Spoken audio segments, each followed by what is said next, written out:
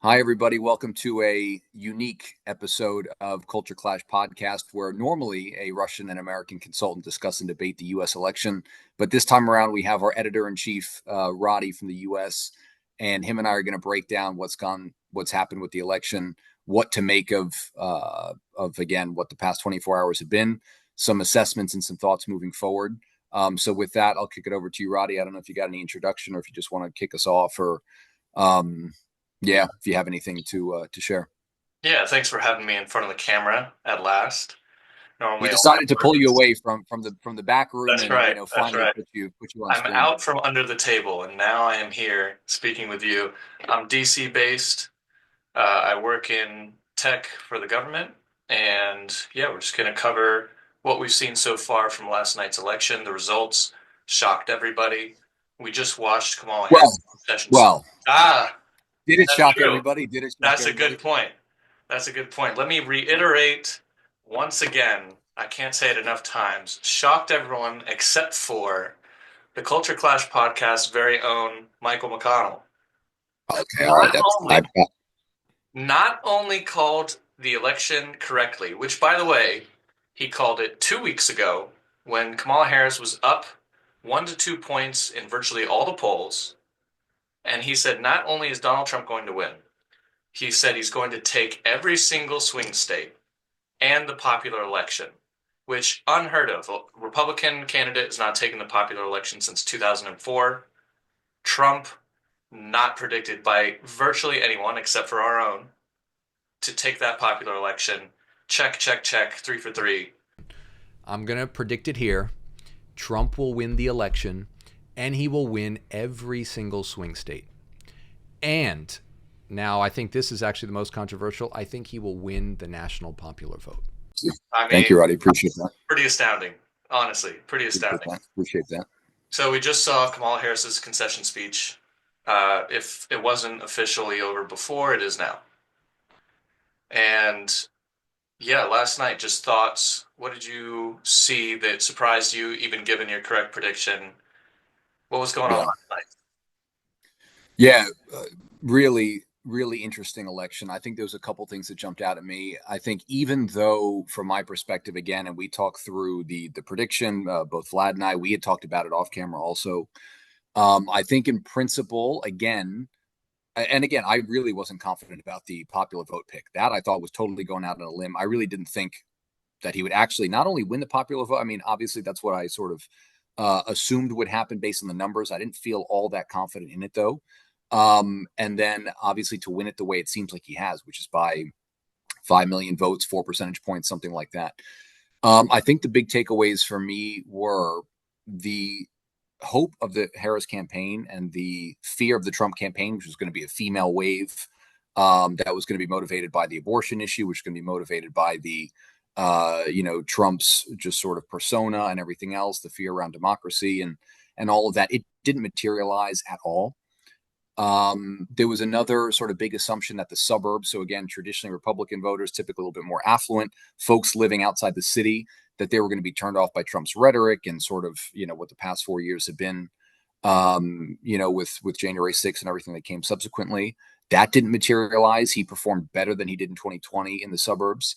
Again, the Harris campaign was banking on a lot of minority support. Trump blew it out of the water with minorities. So I think far and away, I think everything the Trump campaign was hoping for happened and more. Everything the Harris campaign was saying they were hoping for didn't materialize and actually underperformed. So my big takeaway is that I think what Trump has succeeded in doing, and Senator Marco Rubio from Florida said the same thing, he single-handedly recreated this Republican Party. He's created this burgeoning multi-racial working class party that I think is going to be really unique. And I do think it's possibly going to be a permanent change moving forward. But again, the numbers to me were extremely impressive. I didn't think it was going to be that one-sided. I thought you were going to have very close elections in all of these swing states, which would lead to a slight win in the popular vote. And instead it was, 2, 3, 4 points in a lot of these swing states. And then I'll get into probably a little bit later some of the huge surprises that I saw outside of the swing states that were shocking for Trump. But what's your initial assessment? My initial assessment is rest in peace to the pollsters. I mean, you had Jon Stewart go on The Daily Show today, and his direct quote is, "Pollsters can blow me." Send a quick message to all the pollsters, the election pollsters. Blow me. And yeah, he was, as many Democrats are, shocked by the results. It was nowhere near what anyone thought it was going to be. And, you know, pollsters like Nate Silver, I saw him on Twitter. He took a $100,000 bet that Florida was going to be a less than 8-point victory for Trump. He won it by something like 14 points. Ann Selzer, bless her heart, she has been so good at polling Iowa specifically, across the United States as well. She predicted a 3-point victory in Iowa for Kamala Harris. Turned out to be a 14-point Trump win. So polling is very difficult, and I would never, try to mitigate how tough it is to get those numbers together and try and accurately represent what an electorate is going to do, what direction they're going to go. But we are wildly off, wildly off. And I think the most interesting thing isn't just the results, but it's the reactions of both parties to those results. And we've seen a lot of that today, and we've seen a lot of ugliness, to be frank. But before you get into that, I don't want to depart from the polls too much, because I do want to say I actually want to defend the polls for a bit. So again, when we posted the first videos about the polls, we got a lot of comments about people saying, "Oh, the polls are, nonsense. Don't use them. They're completely worthless." They're not worthless. They actually did provide, I think, a pretty good indicator of where things were going to be. I think the problem is people put too much faith into the actual number behind the poll without understanding what a poll is. And it builds in a margin of error with a 95% statistical certainty, right? So the 95% confidence interval, which is standard for putting out any poll, is about 4 percentage points for most of these polls. So if you're plus or minus 4% from whatever the poll result is, that's considered to be an accurate poll. From that perspective, the polls in the battleground states were pretty much accurate. If you look at the average of the polls, individual polls could have been way off, but the average itself, again, you're looking at maybe 3 points. So the typical Trump outperformance of the polls was there. But again, I still think these are useful indicators. But I think what people were missing, and then once you continue on the point you're going on, but I think what people were missing is, again, and we talked about it on the podcast last week, Vlad and I, the tea leaves were clearly there. So the polls, again, Trump was outperforming the polls versus what he did 2020 and 2016.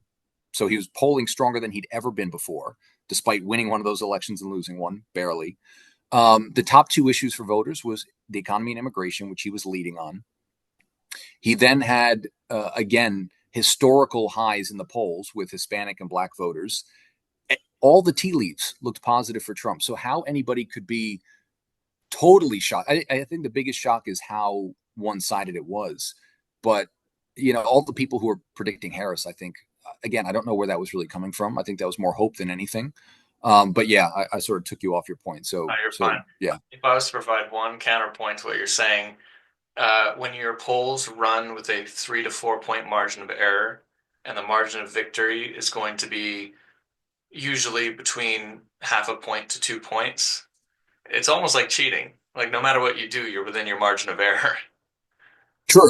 I mean, look, except for some of these polls. So I don't know if you remember in 2020, and this I thought was almost criminal. CNN put out a poll, I think it was a week before the election, saying that Biden was leading in Wisconsin by 17 points. So yeah. Okay, so that's a joke. That's when your polls are completely off. But yeah, look, in principle, I think they actually did a fairly decent job this time, better than the last 2 years. But I think, again, the same miss took place, which was the pro-Trump bias. And then we'll get into, I don't know if you want to get into it now or if you wanted to finish on the point you were on, but what shocked me more than the actual state results for the battlegrounds was the non-battlegrounds. So I don't know if we're going to touch on this. Talk more about that, because when I start, it's going to be a whole thing. Yeah. Fair enough. So if we were looking at the polls, so again, battlegrounds, again, Trump clearly won, outperformed the polls, but again, by about 2-3 points, not more than that. So again, Georgia was polling around 1.5, 2 points. I think he's winning now by 2. North Carolina was about 1.5, 2. I think he's winning by about 2 or 3. Some of the Rust Belt, so Pennsylvania, Wisconsin, Michigan, those were a little bit closer, and I think he's again going to outperform the polls maybe by 2 points. But again, nothing too shocking. But the non-swing states, that's where the biggest shock for me was. If you look at Texas, so Texas was polling at the end of the race anywhere between like six to 8 points. The final count on Texas was a 14-point win for Trump. Texas, a state that's changing, a state where you're getting a lot of more liberal-minded voters coming from California, coming from other places, very diverse state. I think it's nearly plurality Hispanic. If we can fact check that, but it's a huge Hispanic population, for example. So again, a lot of minorities in Texas. Yep. He outperformed the polls there by 6 points. Now that is huge. Florida, I think he was polling about 7 points ahead, which again is remarkable. Again, 8 years ago, that was the swing state, raised within margins. Obama won it twice, polling 7 points ahead. The final count on Florida, I think, was 13 points. So again, blowing the polls out of the water, not even remotely competitive. It was a double-digit race. Including, by the Ohio, way, for Texas, they had a 97% Hispanic county that Trump won, that a Republican hadn't won since, I think I saw the 1800s. yeah, I wouldn't be surprised. I think that might have been one that went for Trump in 2020 because he started to outperform in the border On the counties border along state, the yeah. border with Mexico. And that was what shocked everybody because the election was much closer than people thought in 2020. And the Democrats clearly didn't, read the tea leaves and, see what problem they were having. And clearly that problem only got worse. So that was, I think that was a genuine shock to me. If you look at Ohio, they used to say, as Ohio goes, so goes the election. It used to be one of the key swing states. I think Trump won it by 12 points. He was polling about 7 points ahead. So again, way outperforming expectations and setting records in all of these states relative to 2016 and 2020. New Jersey, that might have been the biggest shock for me of the night. Trump lost New Jersey.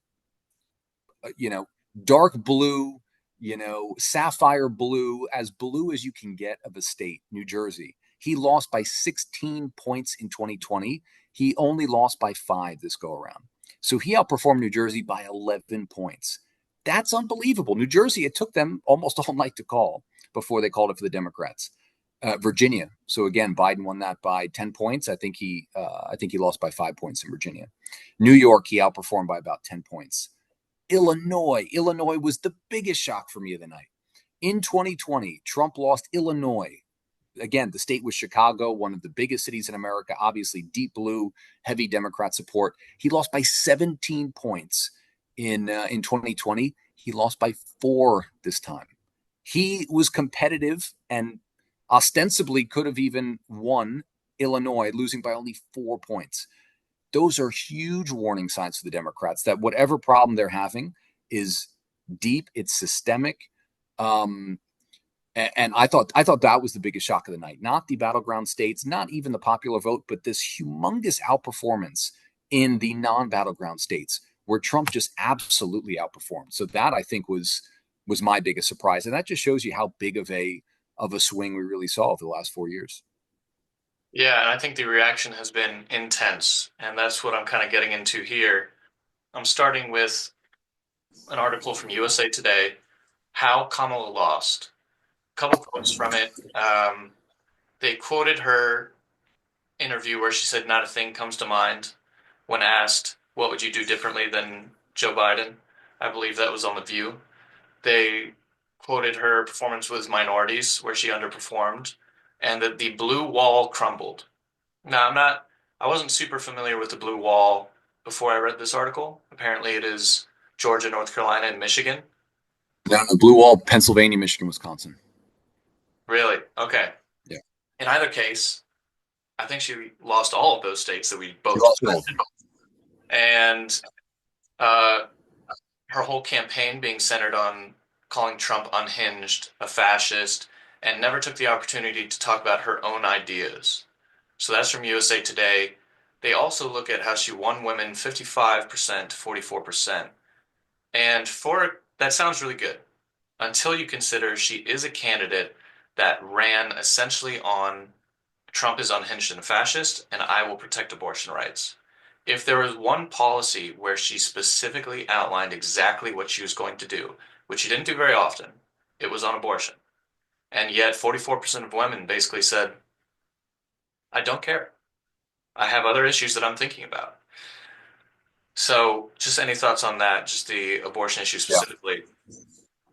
Yeah, a number of things. So I think that was one of the risk factors Vlad and I talked about in the last episode, that she was polling, I think it was 14 points ahead with women, and women vote more than men in U.S. elections. So if she was going to outperform that 14-point number, that would have been Kamala's potential path to victory. She dramatically underperformed, only winning women by 10 points. And white women went for Trump. So he won a majority of white women. So my thoughts on that are, and this is, again, this reminds me so much of the Hillary campaign in 2016, where the Democrats once again made the election about why not to vote for Trump as opposed to why to vote for that candidate.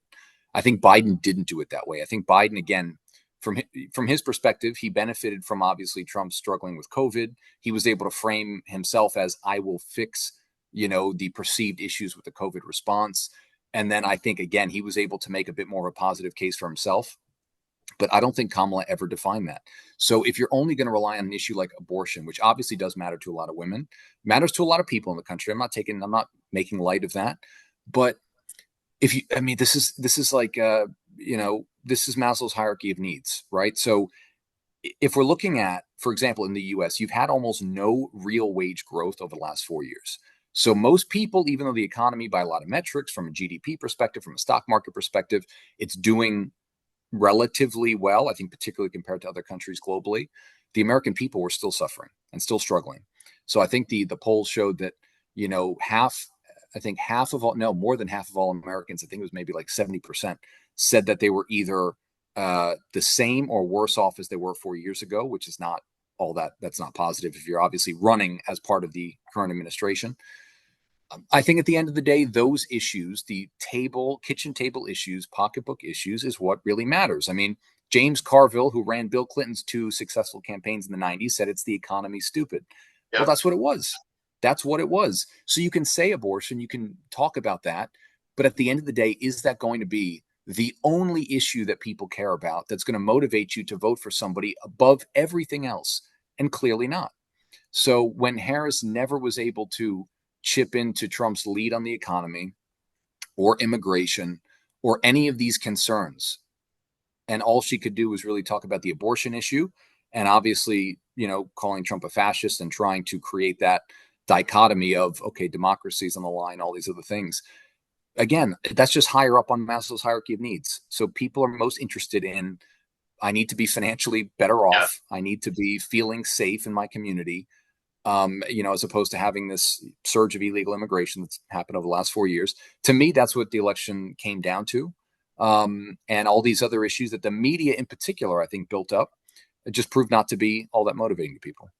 Yeah, and I think what really bothered me when it came to talking about economics in the United States during this election cycle was when pundits who were very well off overall, Tom Nichols, Joe Walsh, traditional conservatives that were pulling for Harris, would look at the economic data, a lot of liberals did this too, and would say things like, how can it be that the American electorate feels so poorly about the economy when it's doing so well? But you just outlined it. Real wage growth was essentially zero. Inflation was riding high. Things were more expensive, and people still have budgets. I mean, it's very easy to say that from behind a laptop screen when your job is as a writer or as a commentator. And it's very frustrating to hear them tell Americans, no, actually, you're wrong about being worried You're about the actually economy. fine. Yeah, You're not worse yeah, off. right. You don't know your own economics. This is so ridiculous. Yeah. And this is the point. It's like This looking at goes. the fire, the house burning down in your neighborhood, and telling the owner there are other houses. Yeah. You're gonna be all right. Yeah, don't worry about it. Yeah. Look, and I think that's the issue the Democrats have to grapple with. So to the point that you're making, which is their assessment of their own failure in this election, I think from their perspective, they need to do deeper soul searching than what I'm seeing so far, which is only to say, again, lecturing. That's the thing people hate the most. Nobody, voters, citizens of a country, are not looking to be lectured by the quote unquote elites, by the media, by their politicians. And that's what it was. Oh, no, Yeah, you are fine. Look, the stock market is up. right. Man, like, Less than 10% of Americans even own stocks to begin with. So you can say all you want, but if you're not feeling the benefit of the economy, then obviously people aren't going to buy what you're selling. I mean, it's really that simple. The So you don't Democrats need to think stop that lecturing people. so you don't think that Barack Obama and other politicians looking at black men trending towards Trump before the election and criticizing them was a good move? Shockingly, I think that black men were not all that interested in being lectured to and accused of being sexist because they were supporting Trump. And that's what Obama did. Now, in Obama's defense, because Obama's a brilliant politician, and I want to take absolutely nothing away from his political instincts, that guy ran two amazing campaigns in the late 2000s, early 2010s. But I think he was up against almost an insurmountable challenge, which is how do you put lipstick on a pig? And and I'm using that obviously metaphorically. I'm not calling Kamala Harris a pig, but I'm saying, All right. the metaphorical Yeah. term. Yeah. I don't want to offend anybody, right? But how do you sell somebody who's clearly not getting through? And I think that was Obama's challenge. And I think at the end of the day, she never could articulate that case. Trump did articulate that case. Trump had the lead on all these issues. And if I'm the Democrats, I think they need to really take a hard look in the mirror to say, what is our best way forward? Because, and again, if you think about the irony of this election, and again, I voted, in my voting life for both Republicans and Democrats for president. And if you look at it, you're the party of democracy, and yet you didn't run a Democratic primary. You're the party of democracy, yet in 2016, Bernie Sanders felt like the primary was sort of rigged against him. I'm not saying it was, that's a whole deeper argument you can get into if you want, but the Democratic Party, the way they run the party is actually less democratic than the way the Republicans run it.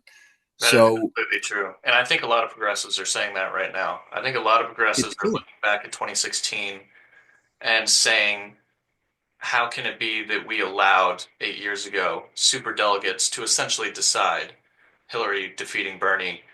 And in the same moment, I think a lot of those same progressives will turn around and affirm that the Democratic Party is the party of democracy and the Republican Party is the party of fascism. I think that's a bit of a contradiction. Yeah. I mean, from their perspective, I think they're going to make the argument that Donald Trump is the enemy of democracy or sort of, that perspective. But I think so not to go into the actual, that sort of, issue or that sort of question itself.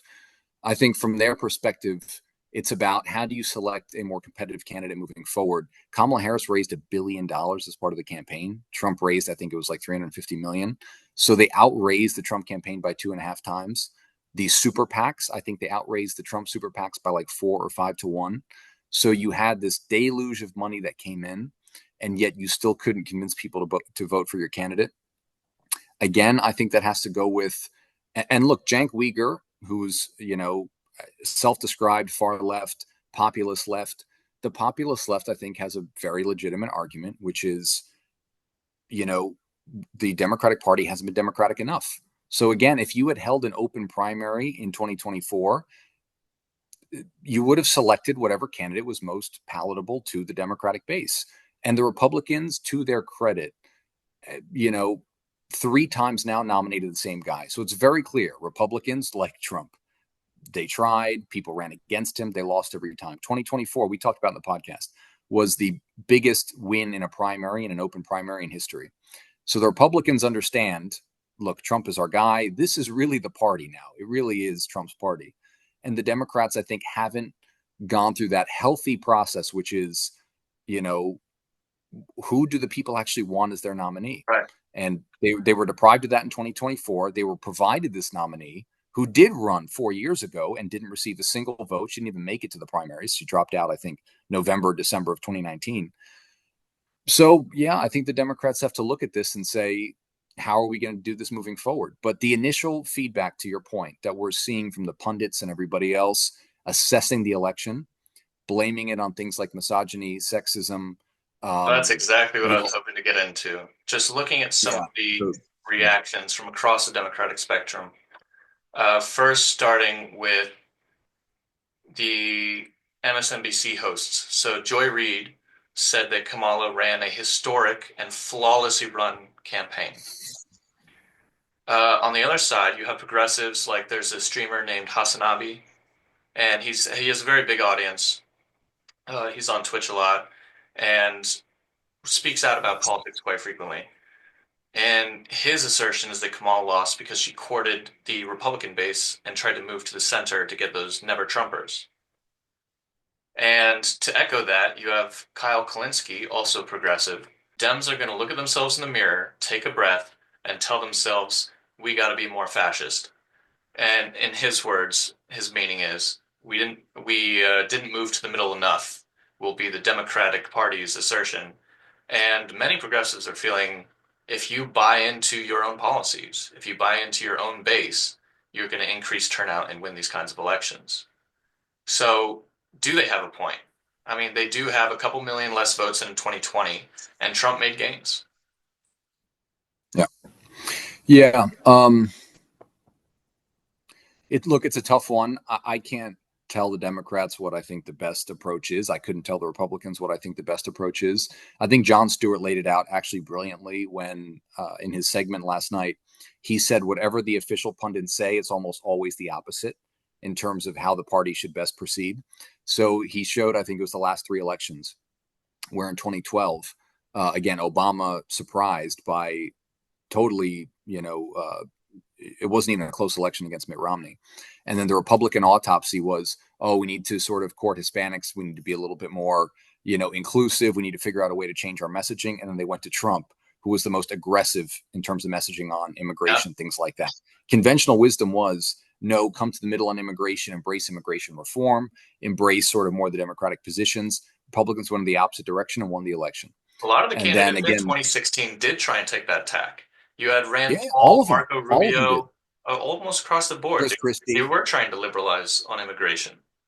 and they lost, and it Yeah, wasn't even close. crushed. So in 2016, what did the Democrats say? Oh, we need to go with a younger candidate. We need somebody more vibrant. Then they go with the oldest candidate in history in Biden, and they win the election. And the Republicans say we got to get rid of Trump. Trump is done, whatever. And it just so happens Trump wins again, and and then he becomes president again.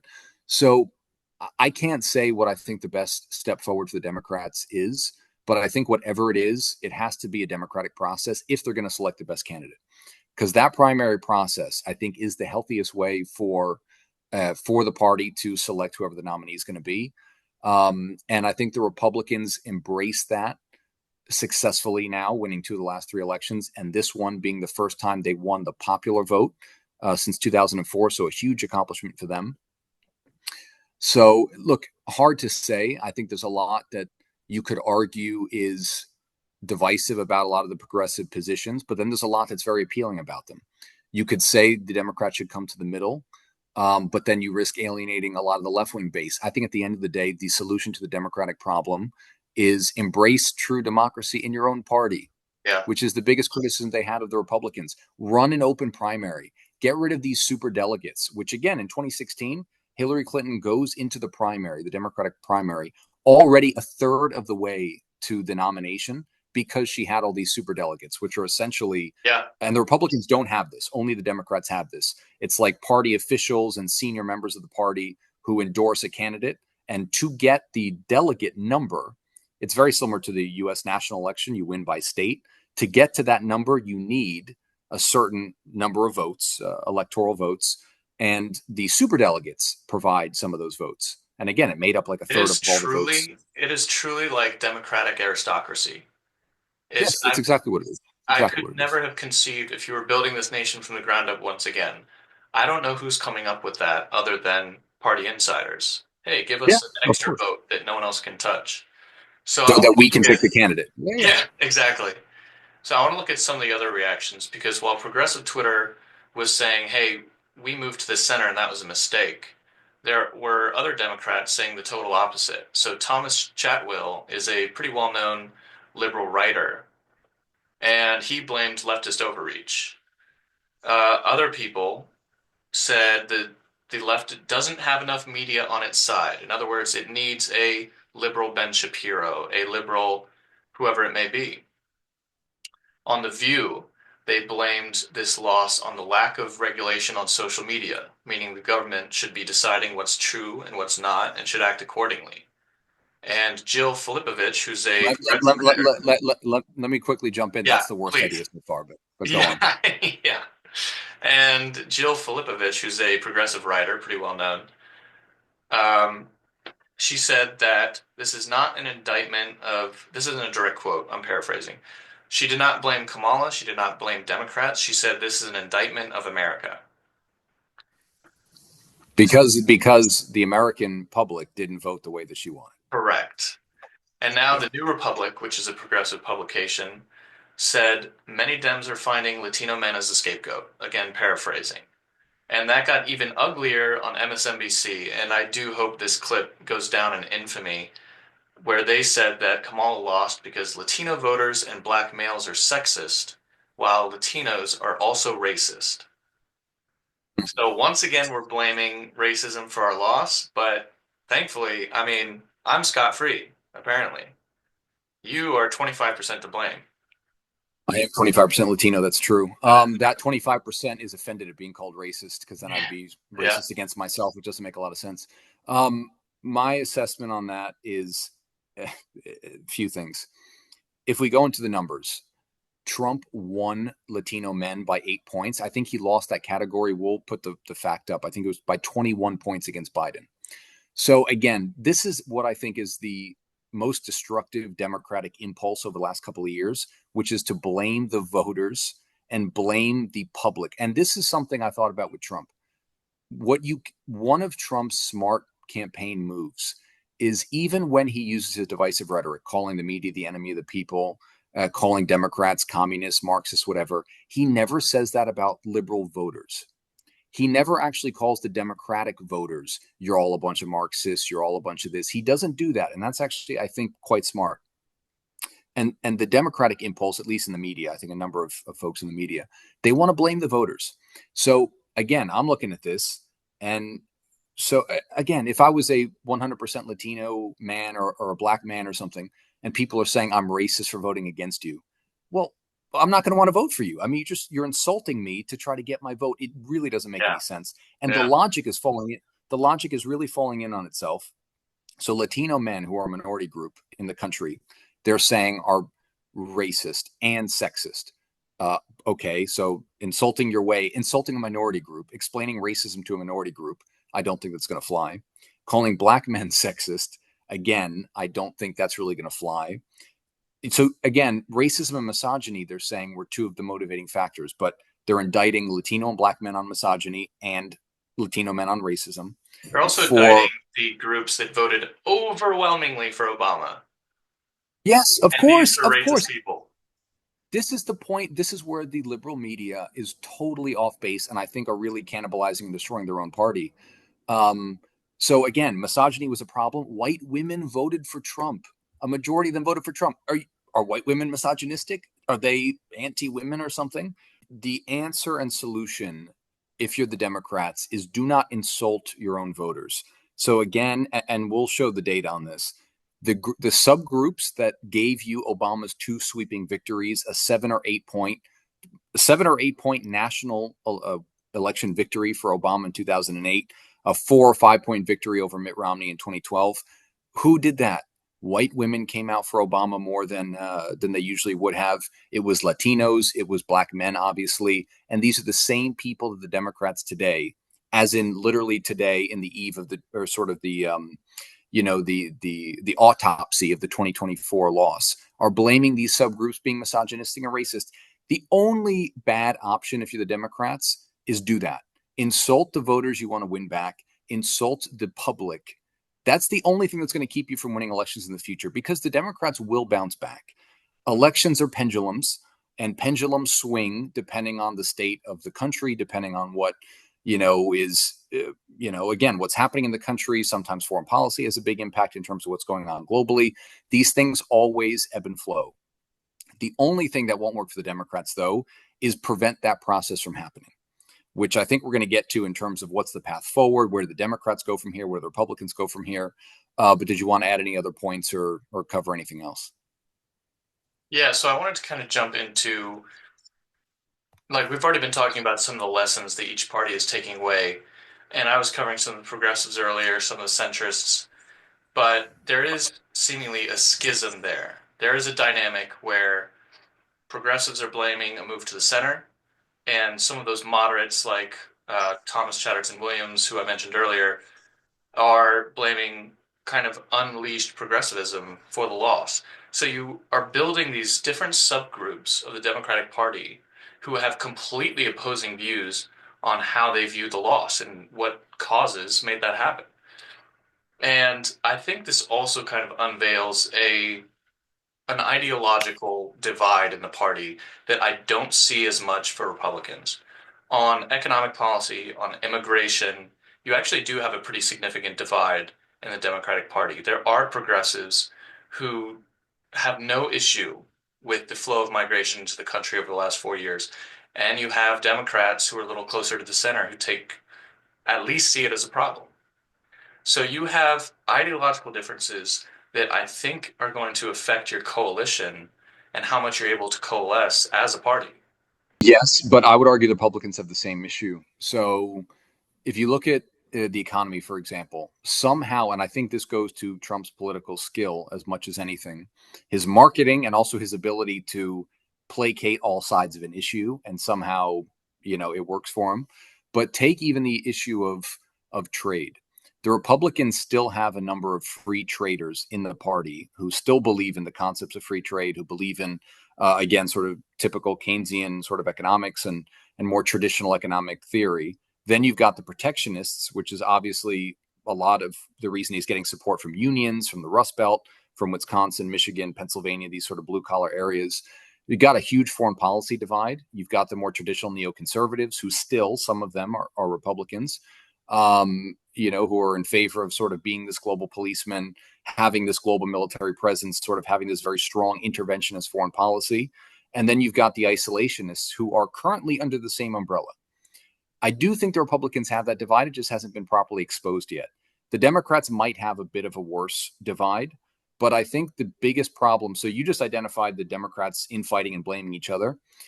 I sort of have an opinion as to who I think will win that fight, but I think the person right in that are both of them for having the argument, which is the entire point. If you're the Democrats, have a primary, vote and figure out who actually is going to be the standard bearer. That's what the Republicans did, because the Republicans had the same fight in 2016, which was, do we need to come to the center on immigration, or do we go hard right, which is what Trump did? Hard right won the primary. And guess what? Now hard right has won the White House 2 out of the last 3 elections on immigration, for example. So that issue has been decided in the Republican Party, but it's decided by the process. And the Democrats, this is the only thing that I can't fathom. Once they have that primary properly, not with this super delegate influence, not doing what they did this year, where literally they keep Biden in there, or Biden chooses to stay there until 2024, and then Kamala comes in without a single vote being cast, and they all need to pretend like they, oh yeah, Biden was our guy, and now suddenly Kamala's our girl, whatever the case is. But Loved there her was all no. along. Yeah, exactly. I mean, Yeah. Biden was, fine the entire time, our favorite president. Now we got a new favorite candidate. SNL had a Have the skit actual. before she was decided as the nominee where they were going through kind of the big names in the Democratic Party that might replace Biden. This was in between Biden abdicating and Kamala officially being selected, where they were basically roasting every candidate that might be selected. Kamala Harris was one of those. Biden's not gonna run. Who will?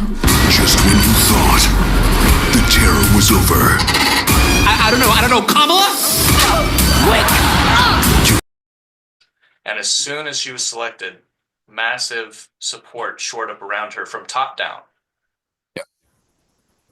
Yeah, and that's what they did, and they tried to make fetch happen, in the top of the ninth, at the bottom of the ninth inning, in the fourth quarter with 2 minutes on the clock, and they're trying to make Kamala Harris be Wonder Woman. And look, I think she was actually put in a difficult position by having only 107 days to campaign, but she also was historically unpopular as a vice president up to that point. So it was a lose-lose situation for the Democrats. Biden clearly was done after the debate. His support was collapsing. But I think the Democrats, they're definitely going to be despondent today because the worst person for them, who's, run for office, just won again. and they obviously can't stand Trump. We all know that. But the solution to them, and I think actually things will improve for them relatively quickly if they can work out these intra-party divides. And if they can embrace what the Republicans have, which is have a more open primary process, get rid of these superdelegates, stop playing these games where they're trying to anoint and pick the perfect candidate. Just let the voters decide in the party, and they will work out these issues. My guess is, and again, my guess for whatever it's worth, I think the Democrats will settle on some sort of economically populist, but then more socially moderate position. And I think that will eventually be the future of the Democratic Party. I think we're clearly in a populist age where economic concerns are obviously a huge issue. The cost of education, the cost of healthcare, the cost of living in general is going up. And both parties are going to try to fight and vie for that mantle. And I think the Democrats right now are just in this middle position of, where do they stand on some of these issues? So if they got that primary process, if they work it out, I think the Democrats could come back relatively quickly and be competitive. But until then, if they only embrace, if they don't embrace these changes as a party, being the Democratic Party, if they just rely on insulting the voters by calling them all racist, misogynist, etc., they will keep losing. They will keep losing, and they'll keep losing support. Republicans gained massively in voter registration in a lot of these states, to the tune of like hundreds of thousands, in some cases over 1 million of voters switching from Democrat to Republican. And I think the Republicans are now on the way to being the majority party, the party of the working class, whereas the Democrats were that, only 8 years ago. So that's my sort of view, and that's sort of my prognosis to the Democrats. Sort your own internal stuff out, and then you're going to be much more competitive. But until then, if you're just going to rely on, I know better than you, and I'm just going to insult you, the voter, they're just going to keep losing. So, yeah, that's sort of my assessment of the Democrats. Yeah, so the last thing that I want to talk about is, a lot of discussion around how much the Republicans won, how much they overperformed, how much Trump overperformed. I actually want to look at what they lost. So, That's a majority in good the question. Senate, Congress and the House looking good for them, presidency obviously in the bag. However, there were a lot of ballot initiatives across several states that did not go their way. Abortion was on the ballot in over 5 states, and as far as I'm aware, it only lost in Florida. Yep, I And think so. not only did it, I mean, even looking at that, it didn't really lose. If you look at it, they had a minimum threshold to pass that ballot initiative of 60%. I have no idea why that is, but they actually got 57%. So Yep. there is majority support in Florida for that abortion ballot initiative. And that kind of speaks to how popular is the Republican stance on abortion really. And it doesn't appear to be very popular outside of their very conservative portion of their base. So the Republicans will have to grapple with that when Trump takes office. What are we going to do about that issue? Trump has spoken outwardly about leaving it to the states. He has publicly opposed, I believe, a national abortion ban of any kind. And that will probably, in my mind, be a winning strategy. Just leave it to the states as is. The Democrats looking forward, I know you said that they're going to come back. They will eventually rebuild their coalition if they can avoid insulting more than half of their voter base, or rather the voter It'll base. be a new coalition. It'll A be a new new coalition. coalition, but you I can, yeah, feel but that's going to be stop a bigger insulting people. struggle. Yes, exactly. And I feel it's going to be a bigger struggle for them because I do still think that schism is wider than we believe right now. I do want to touch on one more point, though, and this is a bit of I don't want to sort of throw water on the Republican parade because the Republicans have every right to celebrate today. I think, again, the election was a phenomenal success for them. They blew expectations out of the water. Very, very impressive. But there is one weakness that I think is still present, and it's still that combination of particularly minority women. It's suburban women. It's the suburbs in general that they continue to bleed support. And I think, look, Trump, when he was going up in 2016, had to figure out how do you change the map? How do you change the equation? So he doubled down on I'm going to be hard on immigration, which might turn off a few of the suburban or whatever. I'm going to be a bit harsh in my rhetoric, which again, for again, typically suburban folks, maybe they didn't want to hear the things that he said. He doubled down on trade, which was going to alienate some of the again, traditional Republican voters in favor of the working class. But the Republicans still have a suburban problem to some extent. So huge gains across the board in, again, all the battleground states and places like New Jersey, Illinois, Florida, Texas. Potent coalition that Trump has built. Now, will that be inherited by the other Republicans? Question mark. I think it could be, but we'll see. But still, North Carolina and Georgia have been trending more and more liberal, and Arizona. So I was just doing the research on Georgia a little bit earlier. Georgia, for example, was won by George Bush in 2004 by 16 points. McCain won Georgia by 7 points in an election where he lost by 7 points. Substantially, yeah.